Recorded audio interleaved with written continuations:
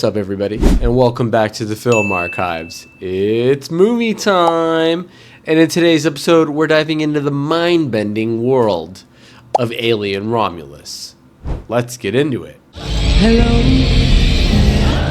The movie opens with a Weyland-Yutani probe that is recovering a large cocoon that looks like an asteroid, but it is the wreckage from the ship Nostromo. Alien fans will recognize the Nostromo as the ship from the original Alien movie, which is a very cool and very nice touch. The events of this movie are set in between the original Alien film and its sequel, Aliens. A few months later, we are introduced to our main character at the rundown work colony of Jackson Star, a colony which is also known as LV-410. We are introduced to an orphan colonist by the name of Marie Rain Carradine. We learn that her work contract for the work colony of Jackson Star has been more or less forcibly extended by the Weyland Corporation. This is not very good news, as Rain was under the assumption that her work contract was already finished and that she was eligible to leave and go live out her dreams.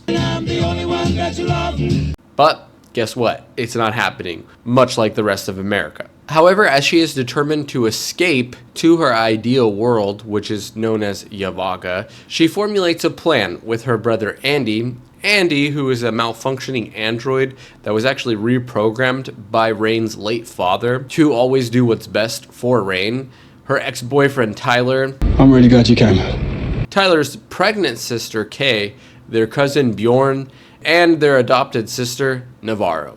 So they all formulate a plan to escape the work colony of Jackson Star, aka LV-410, and attempt to commandeer a ship. They use this ship in an attempt to reach the now non-functioning space station by the name of Renaissance. Renaissance is a Weyland research space station that is split into two modules: Romulus, Alien Romulus, and Remus, each of which were designed and dedicated to the quest to improve mankind's role in outer space, which we'll learn a little bit more about very soon. The group intend to steal cryostasis equipment from the space station in order to survive the multi-year journey to the idyllic world of Yavaga 3, which they all want to escape the work colony of Jackson Star and escape to Yavaga 3, sort of like a Waterworld type situation. It's pretty cool. Oh, thank God.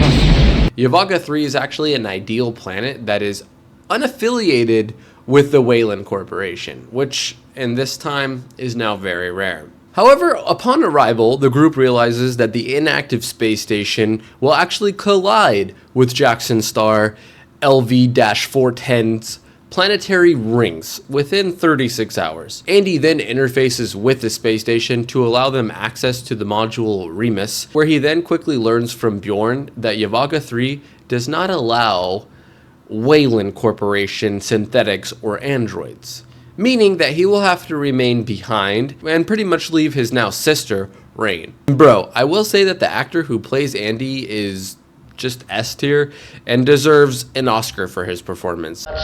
Okay. I just really love the way that the Alien movies portray AI as almost sentient individuals with feelings and thoughts, but you know what? Let me know your thoughts on AI down below in the comment section.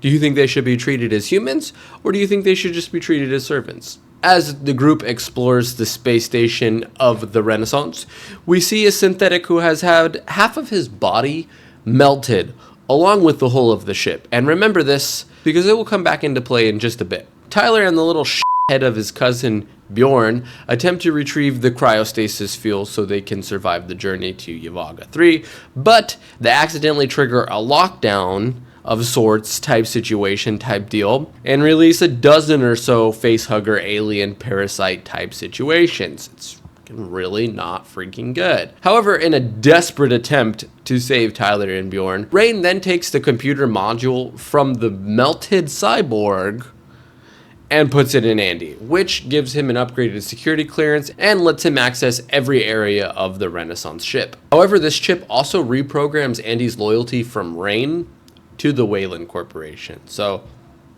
it's not very good. It's not very good. We then see the facehugger aliens attack Bjorn and Tyler, And it's not good. It's not good. However, Andy manages to stop the majority of them and leads their group to safety. But one of the facehugger parasites manages to attach itself to the crewmate Navarro. And you already know what's coming next. You already know what's coming next. Oh, God! However, in an attempt to save Navarro, the group reactivates the half-melted android that we saw a bit earlier in the movie, whose name is Rook. I'm Science Officer Rook. Rook then reveals that the cocoon from earlier actually contained the xenomorph that killed most of the Nostromo's crew. So, the original xenomorph alien from the very first movie was actually in the cocoon in the intro to this movie, which was a very nice touch and a really cool way to tie the movies together. But it's also kind of whack that they use AI to, reincarnate the late great actor Ian Holm as the synthetic android Rook. I'm Science Officer Rook. I thought that was kind of whack. Seeing as how he's AI, who are they paying? The family?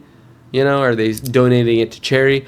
I don't know. But either way, I don't like it. Like, when I'm dead, just throw me in the trash. When I'm dead, just throw me in the trash. If not, you all die. 45 minutes into the movie and the pacing really starts to pick up, and it's full on blast, brother.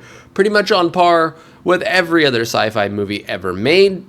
And fight me, because I will die on that hill. Rook explains to us that the Renaissance scientists actually experimented on the alien in an attempt to reverse bioengineer the facehugger parasites, which will come into play a bit later. However, the xenomorph alien escaped, of course, and managed to massacre pretty much all of the crew except for the original survivor, Ellen Ripley, from the original movie, which is kind of cool. We then see Bjorn try to flee with Navarro and Kay on the Corbelan, but we see a brand new baby xenomorph burst through Navarro's chest, killing her, of course, and causing the Corbelan to crash into the Renaissance's hangar, which is not good. This winds up accelerating the station's original 36-hour collision course with Jackson Star's planetary asteroid rings to just 47 minutes. However, we all know that 47 minutes in a sci-fi movie is essentially an hour and a half. 2,000 years later. We then see the baby little infant xenomorph rapidly grow into its adult form, which is just downright terrifying. We then see the little head cousin Bjorn injure it with a stun baton, but it sprays its acidic blood and this kills him. And I will say that this scene is very H.R. Geiger. We have some very, well, you know what we're looking at type alien type. Also, I'm a huge H.R. Geiger fan. Like, I even have an H.R. Geiger tattoo. So don't come for me, bro. Don't come for me, sis. Moving on, we see Kate manages to escape into the Romulus. So this is kind of where the title comes into play. However, she is pursued by the xenomorph alien creature. Rain and Tyler attempt to rescue her, but Andy doesn't allow it. He suspects that the alien is actually using her as bait and refuses to open the security door that is separating them. Completely helpless, Rain and Tyler are forced to watch as Kay is basically taken and swooped up by the xenomorph. And swooping is bad. Swooping is very bad. No! God! God, please, no! It's at this point we learn that Rook, I'm Science Officer Rook. Ian Holm's regenerative AI character, has instructed the synthetic Andy to retrieve a compound known as Z-01. Z-01 is a fluid that has been harvested from the facehugger parasite aliens and can rapidly rewrite and evolve the human DNA. And I just want to say, when will people learn not to study the xenomorph alien and to just leave it alone and kill it dead? Because it's always bad news and it always ends the same way, with catastrophe. I don't know. Maybe in the next movie. However, we learn that Rook intends to use it on the work colony of Jackson Star and intends to create, I guess, genetically superior humans which are capable of thriving in the vacuum of outer space. Because in Rook's eyes, humans were never meant to be in outer space. We are too fragile. F*** you, AI. No. It's not happening. It's not happening. We then see that Rook orders that the compound of Z-01 be taken to the work mining colony of Jackson Star, or he will not release their shuttle, the Corbelan. At this point, Rain and Tyler both arm themselves with rifles. This is an F-44A pulse rifle. However, Andy warns them against firing the weapons at the xenomorph aliens, in fear that their acidic blood will actually melt through the hull of the ship and cause yet another catastrophic, explosive decompression. It's freaking not good, brother. T-minus 20 minutes to impact. So we're getting kind of towards the end of the movie here. The group then attempts to save Kay, who is on the other side of the security door, and the three of them, Andy, Rain, and Tyler, all stumble upon what appears to be some sort of xenomorph nest. It's not good. However, they do manage to rescue Tyler's badly injured sister Kay. We then see the group as they are attacked by just legit hordes of facehugger parasite aliens and the full-on xenomorphs. We then see Tyler heroically sacrifice himself in order to save his sister Kay and Rain. As Andy is attempting to escape with them, he is incapacitated and just slashed up super bad. It's pretty brutal stuff, brother. We then see Rain drag Kay to safety, where she tells her that she's going back to save Andy, and we for some reason see Kay decide to take a dose and inject herself with the compound Z-01, which I thought was kind of weird and a little wild, but you know what? If that's what she wants to do, who am I to say otherwise? We then see Rain return for Andy, where she removes Rook's security clearance chip and restores Andy to his original programming and his original prime directive that her father wrote to do what's best for Rain. And just when it appears that all is lost, with a group of xenomorph aliens surrounding both Rain and Andy, Rain is able to disable the station's gravity generator, which allows her to shoot all of the xenomorph aliens with her rifle without fear of their blood destroying the ship's hull, which prevents the decompression and the catastrophe that would be. So she just starts blasting, she shoots him in the back. However, as the gravity generators reactivate, we see that Rain is confronted by the xenomorph, but the android Andy manages to pull some real hero shit, and he kills the xenomorph, just blasting it in the face relentlessly, which probably was my favorite scene in the movie. You bitch. We then see Rain and Andy barely escape aboard the Corbelan. We then see Rain and Andy barely manage to escape, and we see the Renaissance space station actually crash into Jackson Star's planetary rings and is just utterly obliterated. We then see Rain and Andy prepare for their trip to Yavaga, with Kay aboard the Corbelan. It's at this point we see Kay give birth to a human xenomorph alien hybrid that has been mutated by the Z-01 compound she injected earlier. Hi. And the alien that she gives birth to looks like a cross of the xenomorph alien and the engineers from the Prometheus movie, which I already made a video on, so if you haven't seen that, you should definitely go back and give it a watch. I'll leave the link to that video in the description below. The hybrid baby, of course, kills Kay, because why wouldn't a baby kill its mother? And it even manages to slash Andy once again, which disables him for the second time in this movie. So Andy is kind of mid. He's a great actor, but a very mid character. It then attacks Rain with just terrifying force,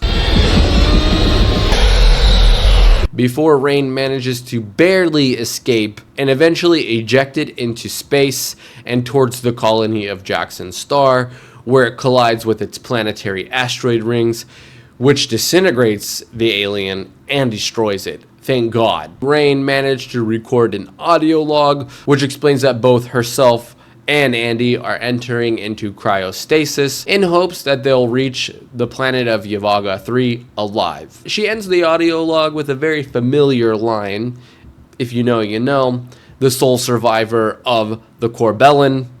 This is Rain signing off. We then fade to black. The movie ends. So, was Alien Romulus worth watching? I think so, yes. It had a kind of a rough and slow start and some very cringe-worthy usage of AI. I'm Science Officer Rook. But overall, it was still a fun movie to watch. Do I think it deserves any awards? No. But if you like sci-fi movies and you're a fan of the Alien franchise, this is definitely a good movie to watch. It's on Hulu, so definitely give it a watch. The ending leaves us with a bit of a thought-provoking question about humanity's place in the universe and what it means to face the xenomorph alien and the unknown. Well, that's a wrap on my breakdown of Alien Romulus.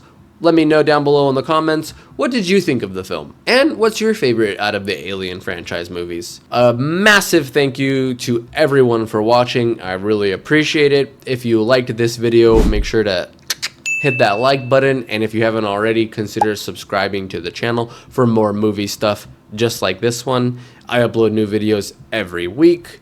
Much love to you all, and I will see you in the next one. Bye! Corbellin signing off.